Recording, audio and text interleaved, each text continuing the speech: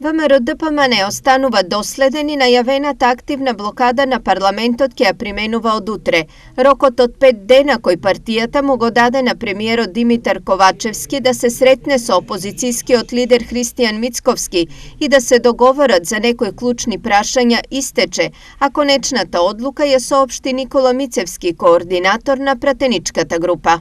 Активната блокада е последица реакција на акцијата на владата на Ковачевски, предводена од СДСМ и ДУИ, кои што не покажаа чувство за државност и одбија секаква можност за диалог по најважните прашања во оваа држава. Според Мицевски, блокадата ќе трае онолку колку што ќе биде потребно. Основен одговор би било до пат на оваа влада и предизвикување предвремени избори, меѓутоа тоа се процеси кои што бараат размислување и одредување на одредени чекори кои што ќе следуваат.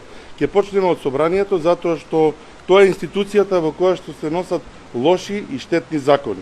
Затоа и неслучајно е активна блокада во која што се она што е штетно ќе биде блокирано, меѓутоа има процеси кои што на дневна основа треба да течат.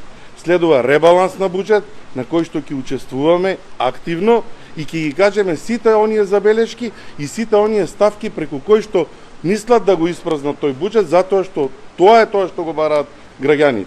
За СДСМ оваа одлука не е изненадување, бидејќи не е прв пат ВМРО-ДПМН да се одлучи на ваков чекор. Гледате дека се донесува наистина сериозен број на закони и во време на блокада кога ВМРО-ДПМН ги напушташе, знаете дека ВМРО-ДПМН напушти седницата кога се носи финансиски помош во време на корона криза.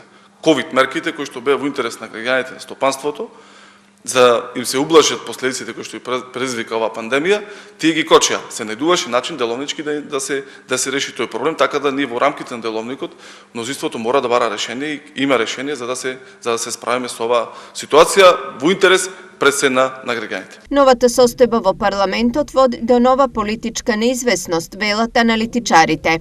Се на крајот од оваа битка со блокади и против блокади, штетата ќе ги понесат институционалните форми на решавање.